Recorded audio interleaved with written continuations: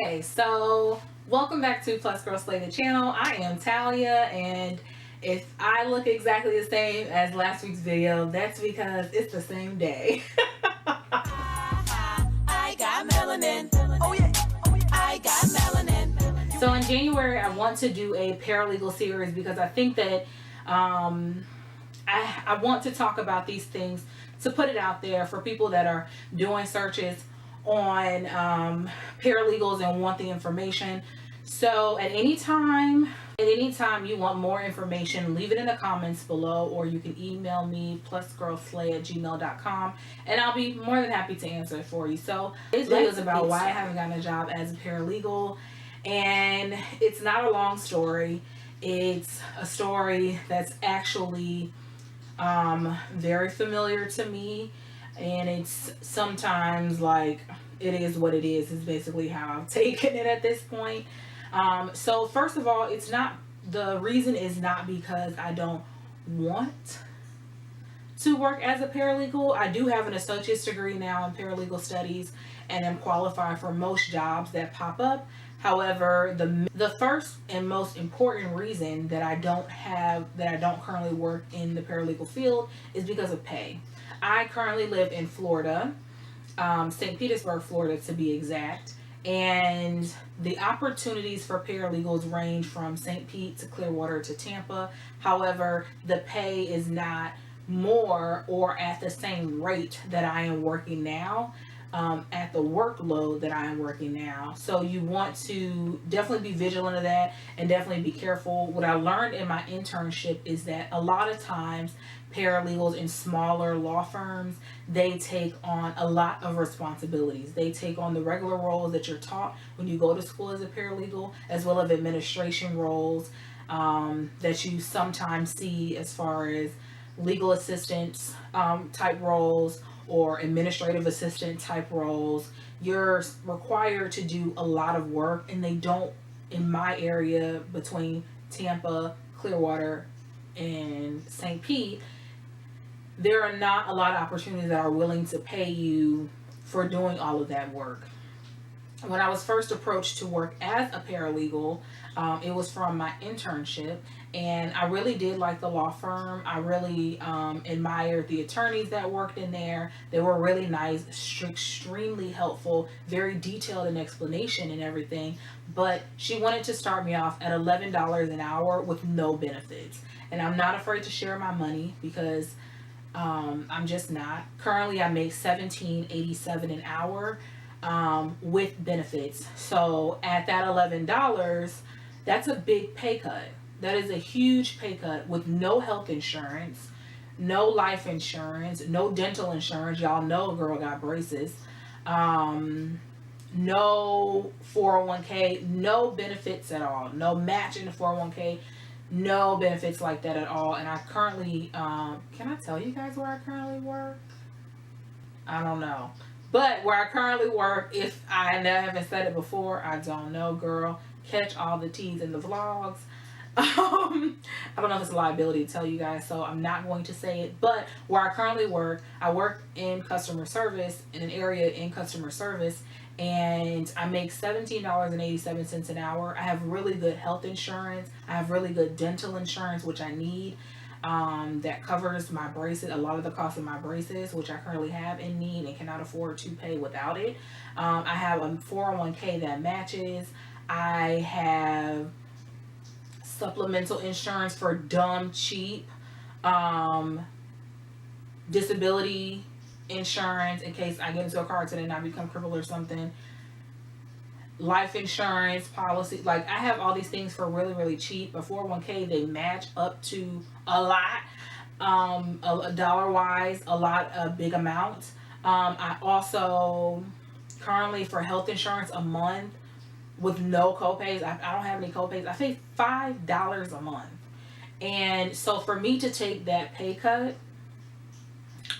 I could not accept $11 an hour. Now sometimes they do take into account experience, and that is another reason why I never continue to seek it, because they always start you at $11, $12 an hour. I'm in no position bill wise to accept that pay cut with no benefits. I also get tuition reimbursement at work, which she didn't offer at the law firm. So yeah, the pay in money does not balance out, and so you have to consider that when you want to. I wish that you have to consider that when you're out looking for jobs is okay. They're going to pay me $12 an hour, but what else? If this was tallied at 20, because I was only making $9.95 or something an hour, I would have took this $12 and did all this work. And that's another thing, because there are a lot of smaller law firms that will hire you without those 2-3 year experiences. They start you off low and you do all this work and put in all this time and you don't. For me, I feel like if I have to do the work of a paralegal and legal assistant, $12 an hour is not nearly enough. It's not nearly enough. Now it may be too high at 17 an hour like I make now. I make 17 an hour because of my experience and because of the additional certification that I've gotten within my job. But $12 an hour, no ma'am. Like all the work, I was doing a lot of work and a lot of writing and a lot of things when I was in my internship. So I couldn't imagine doing that and running the front desk, making appointments, doing like the administrative part of it at that rate. It is absolutely ridiculous. So there are some high paying places, but they require a lot of experience, as with any job. And so yeah, and it's also one of those type of fields where you have to say to yourself, okay, can I swing making, let's say, $12 an hour with no benefits for the next 3 years to get the experience and then move on? At this time, I cannot.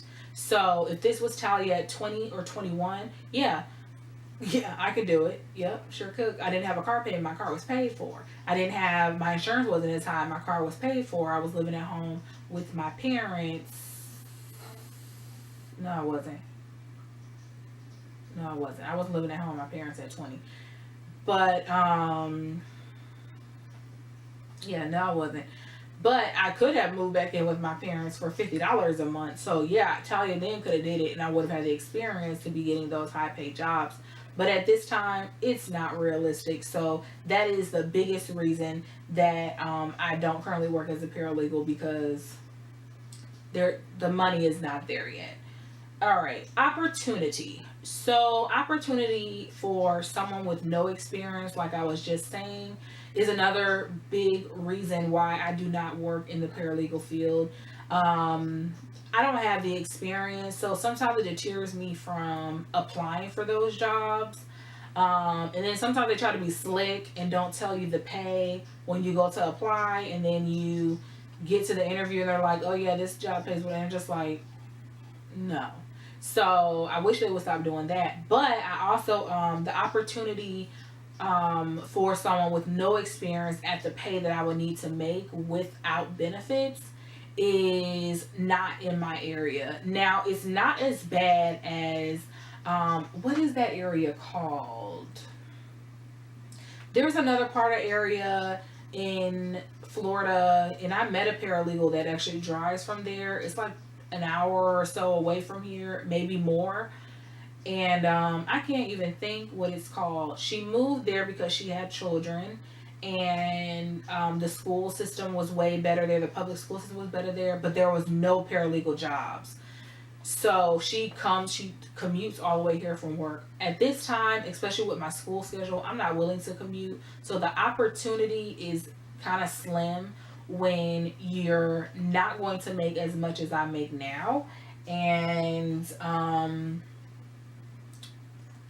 you have to commute and you don't have benefits. So opportunity for me has not been very, very good. But it's not like there are no paralegal jobs. There's just at this time no paralegal jobs for someone like me who needs flexibility while I'm in school, and I need to be making so much an hour if you're not going to give me benefits, because that means I'll be paying for medical and all that stuff out of pocket, straight out of pocket. Okay, period. The next reason I have not jumped into the field of paralegal studies is because of my school schedule. Although a lot of offices Although a lot of offices are open the regular hours, Monday through Friday, 8:30 a.m. to 5:30 p.m., etc. A lot of times the workload of a paralegal, you could easily work past that time, and I need to be out of there.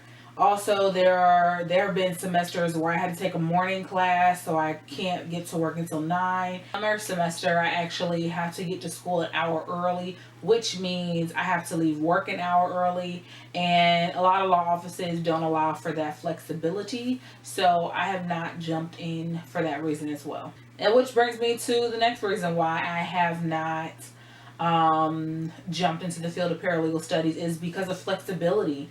My job is very flexible with me on hours. You guys know I have been working two jobs for a very, I was working two jobs for a long time and going to school. They were very flexible with me every step of the way. And unfortunately, because of the way that law offices are structured, that flexibility is not there. Not because, I don't think it's because they don't want to provide it, but I think it's because they can't. They can't provide the flexibility. And then you have to think too, if you're like in smaller offices, you're the only paralegal and the only legal assistant. You're both. You play both roles. So if there's no you, they have to do it, which pisses them off. Trust me. I've heard the complaints. The next reason why I have not gotten a job in the field of paralegal is because my current position affords me a lot right now, the tuition reimbursement, the benefits, the thing like that. While I'm not afraid to, while I'm not afraid to leave all of that for the correct, good amount of money, it does make it harder when you're looking for jobs and you're just like, you want me to do all of this and you do want to pay me this? No. Although I'm not fulfilled at all. Although I am not fulfilled at all in my job, I don't feel like it's my calling. I am ready to leave. I am ready to do something else. It's just not, I need to be more patient. It's not the right time. And I have to respect that. I am respecting that. So my current position, it's also a lot of downtime. Like, I'm going to be honest. The job is easy and it doesn't take a lot of brain power. It just takes some common sense and a little bit of know-how. And it also affords me, like, there's a lot of downtime, and our downtime is our time. So when there is downtime, if there's nothing to do as far as learning new products, or not even new products, but learning new things and etc., you can sit and do homework and read and whatever, as long as your work is done. That's another thing too, is like, there at my job, at my position currently, it's not like you got to be moving. It's not retail. You know what I'm saying? So, in jobs like that where you have to be moving, constantly doing this, it's not like that at all, honey. Not like that at all. My downtime is my downtime. And as long as my work is done, they don't really care what else I'm doing because my work is done. You know what I mean? So, and you don't get that at a lot of places, but at my current job, I do have that flexibility. So, the next reason I haven't dived into the field of paralegal is the work environment. I already work in a pretty shitty work environment, as far as people are concerned, processes are concerned, and things like that. But the stories you hear and people who've come to talk to our classes and stuff as students and describe their work environment, it's just like, bruh. Like, do I want to make less money and put up with 2 times the bull crap? No, thank you. Like, it is so crazy to me, and it sometimes it makes me feel for people. Because for some people, this is just their passion. I know paralegal is not where I'm going to stop. And I think, too, I know that that's also a reason why I have not, went ahead and got a job in there, is because this isn't my passion. Paralegal is not my passion. I want to take it much further. I want to be an attorney. I'm just using paralegal as a way, as a good foundation and a good stepping stone to get there. But that work environment, child, I've heard some stories for that ass. And it's just like, bruh, this is some next level stuff. And honestly, paralegals are like the CNAs of the legal field. A lot of small firms, a lot of large firms too, they run through paralegals. A lot. So it's just like, girl, I don't even want to do all that. Like, I'm not feeling none of that. So yeah, those are the reasons why I have not gotten a job in the paralegal field. I just haven't found something that fits me well. And honestly, the Lord has not told me that it's time to go yet. So that is not to discourage you. If this is your calling, if this is what you want to do, if this is your desire, jump in. Like I was saying, I can't personally see myself, because this is not my passion per se. I still love it. I still like it. Otherwise, I wouldn't be getting a whole damn degree in it. I still really like it. It's just not my passion. I want to do things that I want a career in what I'm passionate about. But if it's your calling and if it's your passion, sometimes taking the money does not outweigh the experience that you get. Now, if I had opportunity to work with like the public defender's office or something like that, I would probably take the pay cut and try to swing it. But not at these lower level. No. So, but don't let my reasons discourage you. I'm just putting it out there so that you can, have the information, and that you can look to this information and consider these things when you're trying to go into this field. It's so important. I think that especially when you like something, the argument is always one-sided. People don't always tell the good, the bad, and the ifs. You know what I mean? And so that's what I really like about the series. And I hope that you stay tuned and you're subscribed and your notifications are on, because I have some good videos coming with some good information that I think, that I know and I feel that would help someone make a good, well-rounded decision. There's so many people in my program now that they're learning what they like and what they dislike while they're already in the program and they've already paid tuition. And they're just like, she was actually a teammate of mine. We had to do a project together. And after going through the program, there was so much that she hadn't known and she wasn't aware about in the field. After she got her associate's degree, she's not getting her bachelor's in paralegal studies. She left the program. And the hope of being a paralegal right there that first 2 years it took her. So the information I'm giving you, don't let the things that I'm saying deter you. If this is your passion or if this is your interest, if this is what you want to do, use it as a word of knowledge. Use it as a way as information to help you to make an educated decision. Okay, so thank you guys so much for listening and entertaining. I'm so excited about this series because this has been a journey for me. This is still a journey for me, and I want to brain dump everything out there to people who are searching and seeking for it, knowing that it is honest, it is truthful, and it is reliable, which is the most important. So yeah, I will talk with you beauties later. Remember, do it bigger and better in true plus size fashion. I cannot wait to see you guys for the next one. Be blessed, be well, and I'll talk with y'all soon. Bye.